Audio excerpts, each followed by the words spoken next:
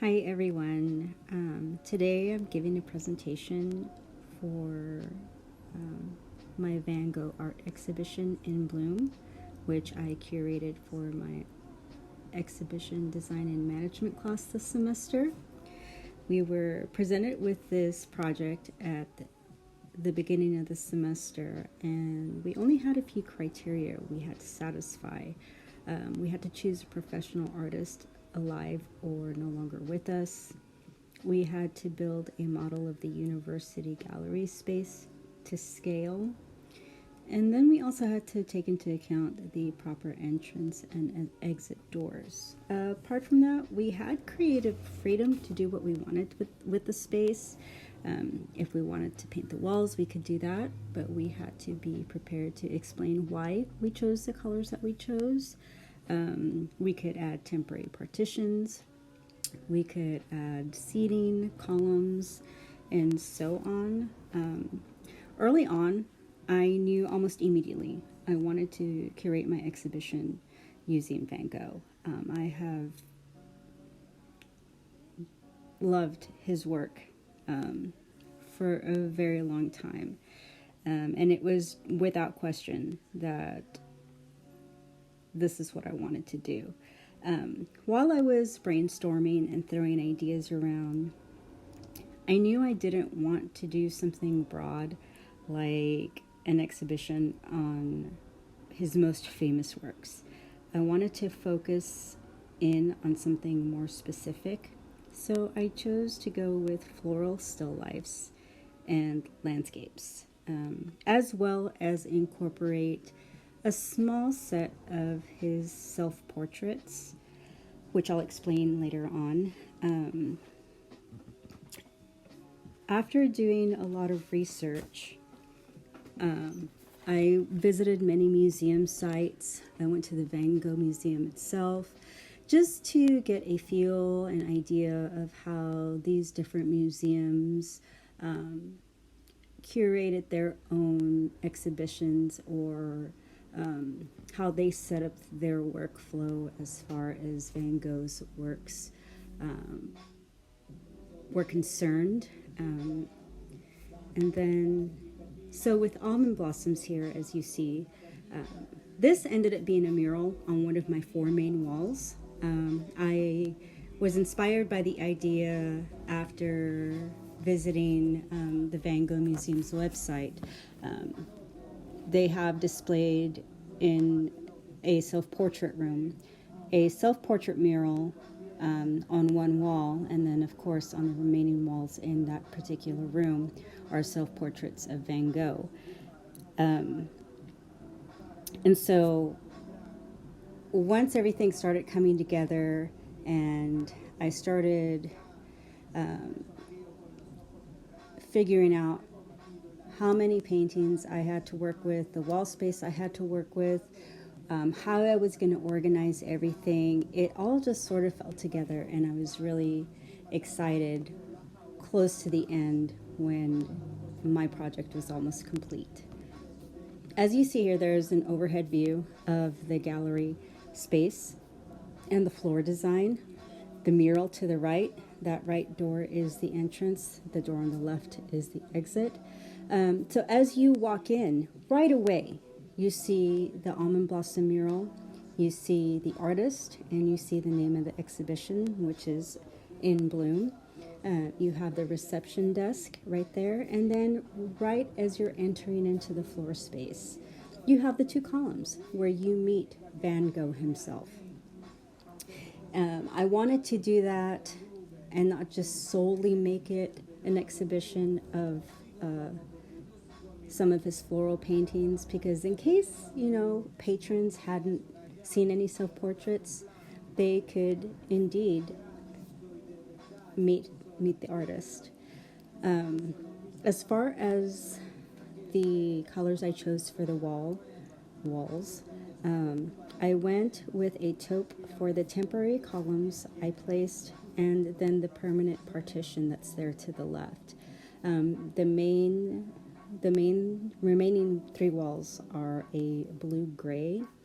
I had to I had to delve into a lot of information, visit several websites, because I wanted to see what type of paint or colors museums use. And as it turns out, there is a specific brand that quite a few museums use. Museums such as the MoMA in New York, Musée Rodin in France, and even the Palace of Versailles, as well as the Los Angeles County Museum.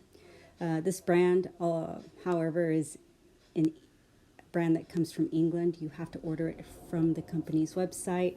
They don't sell samples. And I didn't want to buy a whole can of paint for a 2-scale model. So I did the next best thing, and I color matched after I figured out what colors I wanted to use.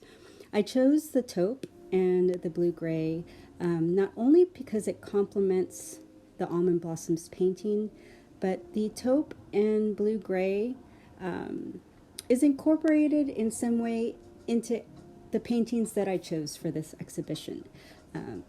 Van Gogh had particular palettes he used during different stages in his paintings, but in any case, these two colors that I chose for the partition, columns, and walls are two colors that were pretty much consistent throughout his career. I also decided to curate the exhibition and separate the paintings by city. That was partly due to the amount of paintings I had to work with for each area or each city that I chose. All these paintings he did in France. And so to the left, we have Paris.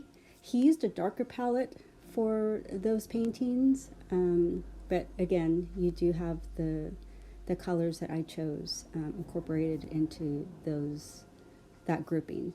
And then at the bottom of the photo, we have select works from Saint-Rémy, and those are some more of his well-known florals, like almond blossoms, irises, things like that. And then the wall that's at the top of the photo is Arles. One of the other goals that I had was to also choose works that perhaps people weren't familiar with. So in theory, if this were an actual exhibition, I would hope that patrons attending wouldn't be familiar with all his works and would get to know some works they hadn't seen previously. And then the partition to the left, on the side that is facing the mural, is a sunflower series. His sunflower paintings are very well known, but they've never been put together in a grouping, and I wanted to highlight that.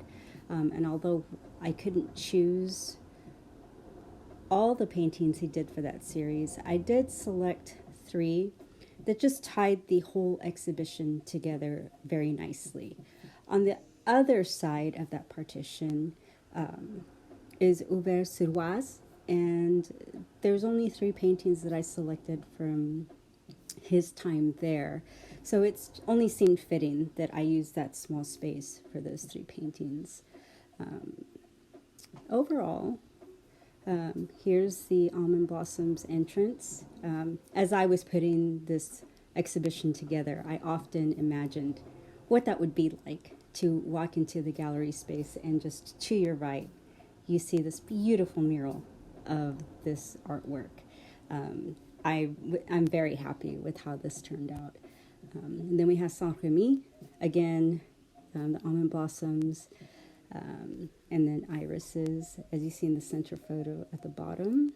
I didn't need to add people to my exhibition, but because we needed to present this as a PowerPoint presentation for class, I thought it would be a nice touch to add, little patrons walking around the space. Then we have Arles here. In Arles, there are some works that I wasn't familiar with. Again, going back to that goal that I had of hopefully presenting works of art that people could possibly not be familiar with. And then here we have Paris and Auvers-sur-Oise, and then as well as the sunflower series in this slide. And then here the series itself. Just ties everything together nicely. I was very happy with how this looks, just overall the different views of the gallery space. Here, the columns in the background where you can see the self-portraits and meet the artist himself. And then just a few remaining photos. There you go. Thanks for watching.